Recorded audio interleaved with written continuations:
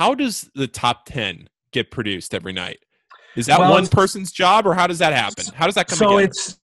It's different for different shows. For the 11 o'clock and the 1 a.m. versions, it's usually a 2-person operation with 1 or 2 people overseeing it. So there's like 2 production assistants, so folks, men and women your age, that are sitting there and they're cultivating all the plays. So everybody who's watching a game in the big screening room that we have you'll just hear it. It'll happen throughout the night. Like, yell out, top play, Pistons game, and like then the person comes over and gets the play. And then, of course, they're monitoring Twitter and, hashtag SC Top 10.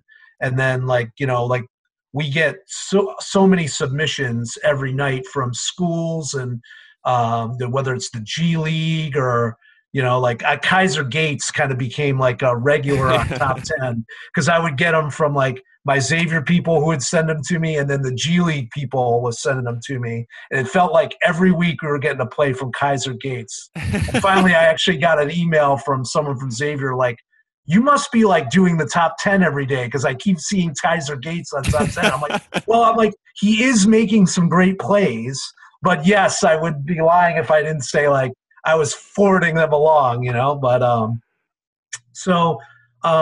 ultimately for the 1 a.m. SportsCenter, I go in and watch the top 10 with the group that produces the top 10 before the show starts.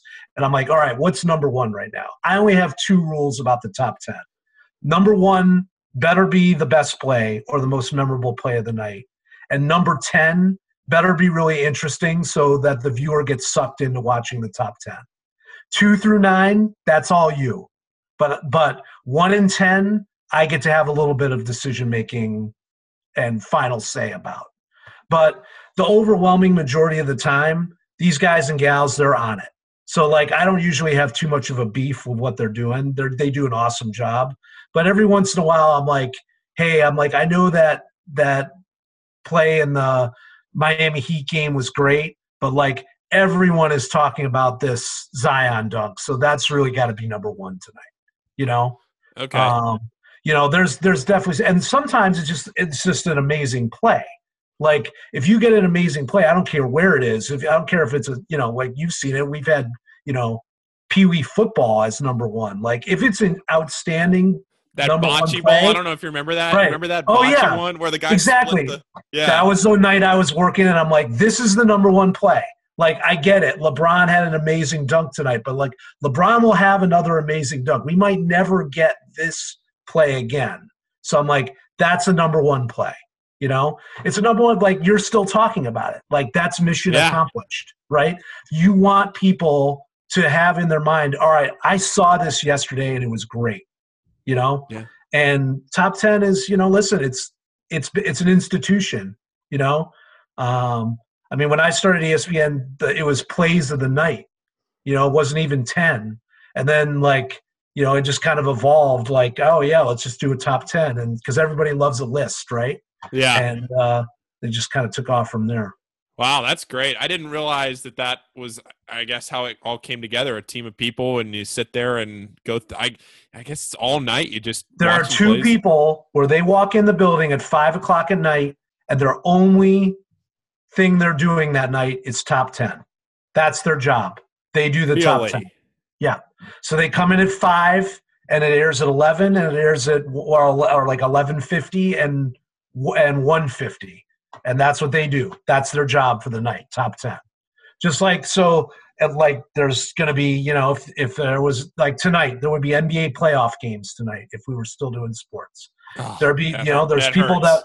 There'd be people walking in the door tonight where they'd be like, okay, these 2 people, you've got game 2 of the Lakers and the Grizzlies. That's your job for the night. You're cutting the highlights for Lakers Grizzlies. There'd be 2 other people that'd be like, you have Celtics Sixers, and then there'd be people that walk in, they got the Reds and Pirates, So all that stuff's getting watched by a person.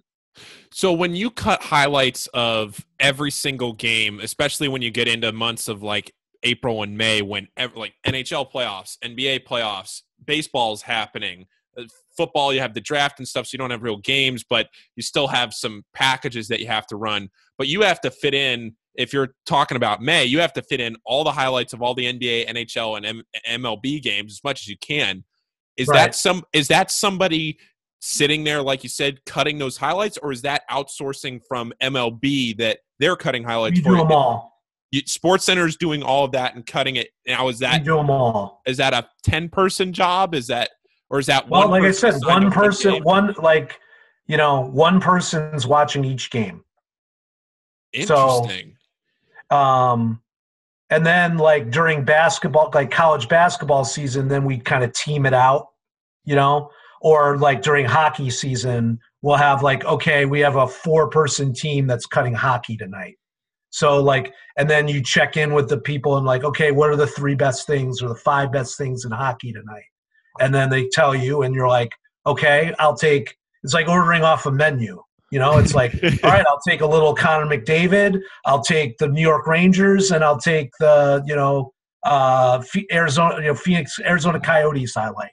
Yeah. And then that's what you end up with. And, like the great thing about it is everybody's so invested and they're so passionate about the 1 or 2 things that they have that night. And you get great pitches, right? So you're like, hey, if I were running this highlight, I would do this, this, and this. And then the next person comes up and you're like, well, if I had my game, I would do this, this, and this. And then so ultimately what it ends up happening as a producer is, going in like, okay, all these NBA and NHL playoff games, those are all going to make it, right? Yeah. So it's just a question of how long do you want those highlights to be? How good were the games? And then there's always like 2 or 3 highlights that you're like, okay, I got room for 2 or 3 highlights and they could be anything in the sports world.